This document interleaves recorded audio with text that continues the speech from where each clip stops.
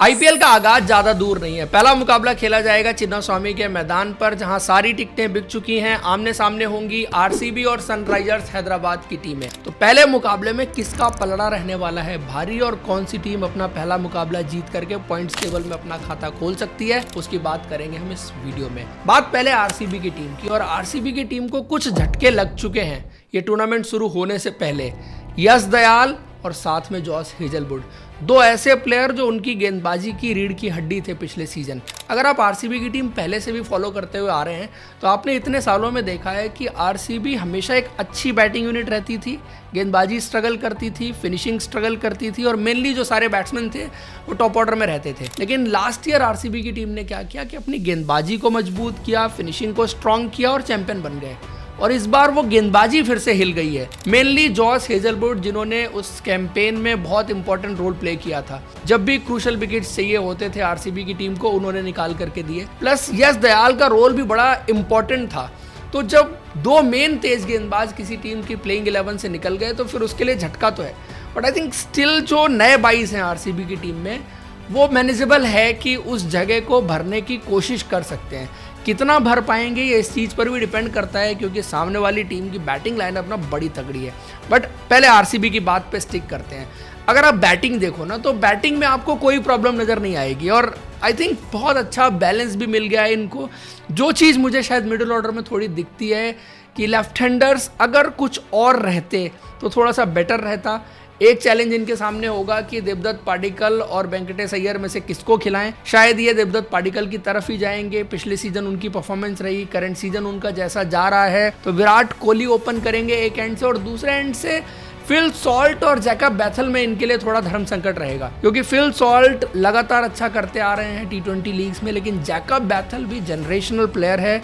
और इस बार T20 world cup semifinal में उन्होंने जो पारी खेली थी वो यादगार भी थी। और पिछले सीजन भी जब जब उनको खेलने का मौका मिला था तो उन्होंने अपने टैलेंट की झलकियां तो दिखाई थी। और दूसरी चीज, टैक्टिकली अगर आपको एक left hander at the top मिल जाता है, वो आपको एक एडवांटेज जरूर देता है, टैक्टिकल एडवांटेज कम से कम आपको जरूर देता है। तो ये चाहेंगे तो सही जैकब बैथल को खिला लें, बट फिल सॉल्ट भी एक प्रूवन प्लेयर हैं। रीसेंट फॉर्म अच्छी नहीं रही है। मैं तो चाहूँगा कि आप, आई थिंक अगर रीसेंट फॉर्म किसी प्लेयर की अच्छी नहीं है ना T20 क्रिकेट में, तो उसका खेलना बनता नहीं है, क्योंकि ये ना फ्लो का गेम है। और अगर आप फ्लो में जाते हैं, इन फॉर्म बैट्समैन के साथ जाते हैं, तो उससे बहुत फर्क पड़ता है। और जैकब बैथल चूंकि इन फॉर्म है तो उनके साथ जाना चाहिए इनको, बट आई थिंक ये जाएंगे फिल सॉल्ट के साथ। तो ये इनकी जो कॉम्बिनेशन बन रही है, उसमें 4 पे रजत पाटीदार आते हैं, 5 पे जितेश आते हैं, 6 पे टिम डेविड आते हैं, 7 पे रोमारियो सेफर्ड आते हैं, कृणाल पांड्या 8 पे आते हैं, नंबर 9 पे मंगेश यादव। तो बल्लेबाजी इनकी नंबर 9 मंगेश यादव, साथ में भुवनेश्वर कुमार कम से कम स्ट्राइक रोटेट कर सकते हैं। तो प्रॉब्लम इनकी ना बल्लेबाजी की है ही नहीं।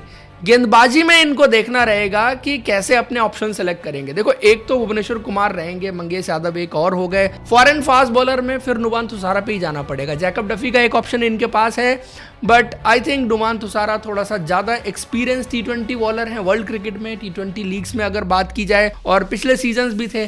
जैकब डफी भी एक सर्टेन टाइम तक ICC रैंकिंग में नंबर 1 बॉलर रहे, वो भी अच्छे हैं।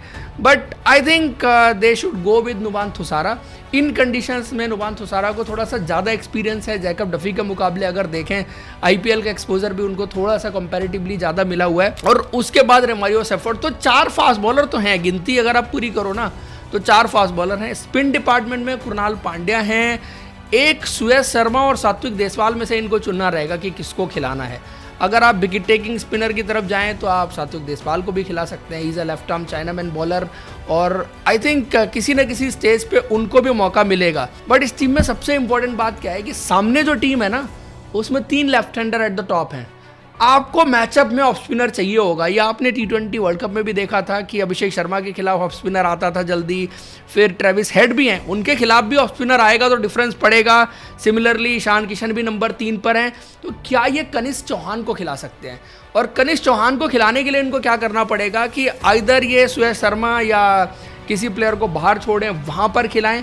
कृणाल पांड्या और कनिष्क चौहान दोनों खेल रहे हों, और कनिष्क चौहान को नई गेंद की जिम्मेदारी दी जाए, जो कि दी जा सकती है। वो केपेबल है नई गेंद करने के। ऑफ स्पिन पर उनका कंट्रोल अच्छा है, हालांकि वो मिडिल ओवर्स में भी गेंदबाजी कर रहे थे अंडर 19 में, बट ज़रूरत पड़ने पर नई गेंद की गेंदबाजी भी कर सकते हैं। और आई थिंक ये बहुत बड़ी अपॉर्चुनिटी हो सकती है उनके लिए, कनिष्क चौहान के लिए, कि बड़े बड़े बल्लेबाजों के सामने सडनली आईपीएल के पहले मैच में उनको गेंदबाजी करने का मौका मिल जाए।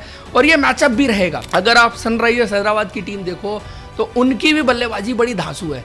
उनकी बैटिंग में भी Abhishek Sharma, Travis Head, Ishan Kishan, Nitish Kumar Reddy, Heinrich Klaasen, Liam Livingstone, Aniket Verma, Shivang Kumar, Harsh Dubey, Harshal Patel. तो नंबर 10 तक बल्लेबाजी इधर भी आती है, नंबर 10 तक बल्लेबाजी अगर भुवनेश्वर कुमार तक देखो तो उधर भी जाती है। तो दो बैटिंग पावर हाउस जो है ना, उनका मुकाबला है। अब ऐसे में ना जो गेंदबाजी बेटर कर ले जाएगा, जो प्लानिंग, टैक्टिकल एनालिसिस जो है वो बेटर करके ले जाएगा, उसके जीतने के चांसेस रहेंगे। तो जो मैं मैचअप की बात कर रहा था कनिष्क चौहान का अगेंस्ट सनराइजर्स हैदराबाद के जो टॉप 3 के बैट्समैन हैं, वो तो एक है ही है। दूसरा, भुवनेश्वर कुमार अगर नई गेंद स्विंग होती है तो अंदर आने वाली गेंद, खास करके चाहे वो अभिषेक शर्मा के लिए हो चाहे वो ट्रेविस हेड के लिए हो, वो ज़्यादा तंग करेगी। क्योंकि देखो बाहर जाने वाली गेंद उतना तंग नहीं करती, वो अभिषेक शर्मा को भी नहीं करती क्योंकि वो पॉइंट एंड कवर के ऊपर से खेल देते हैं। और चूंकि अभिषेक शर्मा इस बार T20 वर्ल्ड कप में काफ़ी फंसे से रहे, और जिस प्लान के साथ बाकी टीमों ने अभिषेक शर्मा को फंसाया था, उसी प्लान के साथ डीप में फील्डर रख के ऑफसाइड में दोनों और आउटसाइड द ऑफ स्टंप खिलाने की कोशिश टीमें करेंगी। शायद ज़्यादा गेंद अंदर लाने की कोशिश करें, या सेकंड स्ट्रैटेजी हो सकती है कि उनकी आर्क से दूर रखा जाए, उनकी पहुंच से दूर रखा जाए और वहां पर थोड़ा सा पेस वेरी की जाए।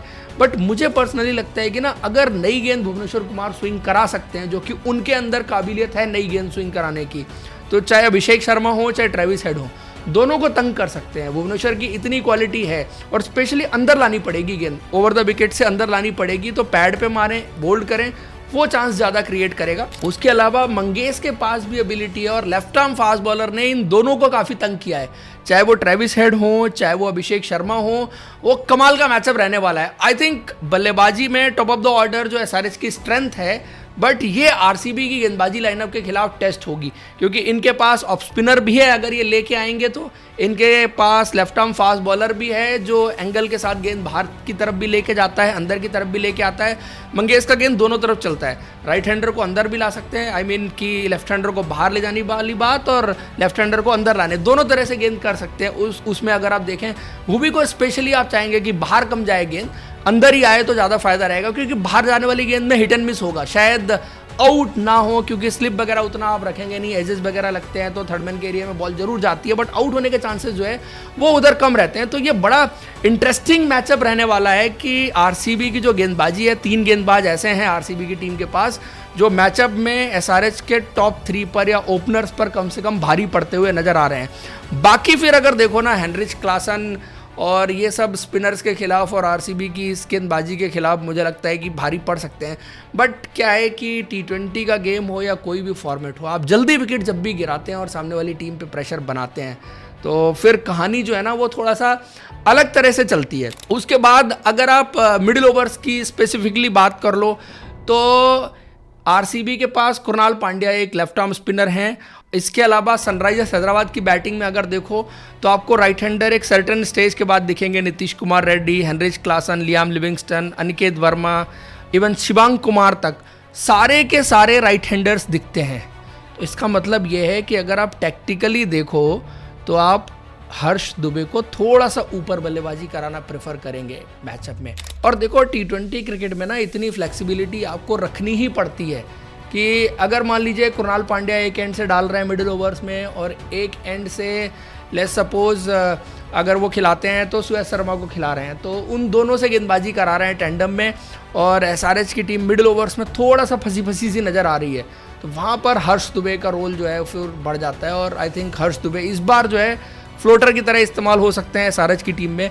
पिछले सीजन जब वो आए थे तो शायद जो शॉट्स मेकिंग एबिलिटी थी वो उन्होंने और इस साल डेवलप की है, जो चौके छक्के लगाने पर उस पर्टिकुलर स्किल पर उन्होंने और काम किया है।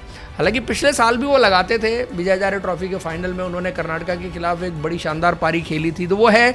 और ये सब चीज़ें रहेंगी अगर ये टीमें ना फ्लेक्सिबिलिटी नहीं रखेंगी ना, स्पेशली इन पर्टिकुलर सिचुएशंस जहाँ पर मैचअप्स काम कर रहे हैं आपके अगेंस्ट, तो फिर आप फंस सकते हो। मुकाबला तो देखो बल्लेबाजी वर्सेस बल्लेबाजी का ही है, बट एंड में ना जो अच्छी गेंदबाजी करके जाएगा वो टीम जीत सकती है। और इसमें आप जाओ ना तो आरसीबी की गेंदबाजी थोड़ी सी बेटर दिख रही है।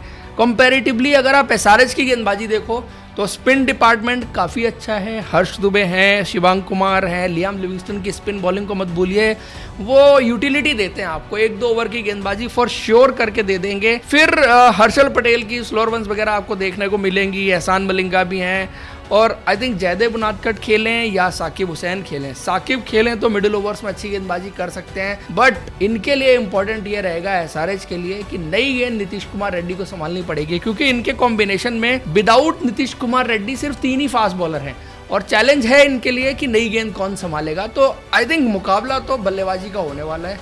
हाई स्कोरिंग मैच चिन्नास्वामी के मैदान पर आप देखेंगे, जिसमें जो टीम अच्छी गेंदबाजी कर ले जाएगी, स्पेशली इन द बिगिनिंग और शायद डेथ ओवर्स में, ये 2 स्टेज रहेंगी जहां पर जो टीम अच्छी गेंदबाजी कर ले जाएगी उससे बहुत फ़र्क पड़ेगा। देखो बिगिनिंग में इसलिए जो टीम शुरू में अच्छी गेंदबाजी कर गई तो सामने वाली बैटिंग लाइनअप पर प्रेशर डाल देगी, और उसके बाद एंड में इसलिए कि इन दोनों टीमों के पास ऐसे बल्लेबाज हैं कि अगर कोलैप्सेस भी हों और बैटिंग डेप्थ इतनी है तो लास्ट में भी जाके गेम को उस स्टेज पे पहुंचा देंगे जहां पर एक डिसाइसिव मूवमेंट आएगा। उस स्टेज में जो अच्छी गेंदबाजी करेगा उस टीम के जीतने के चांसेस ज़्यादा रहेंगे।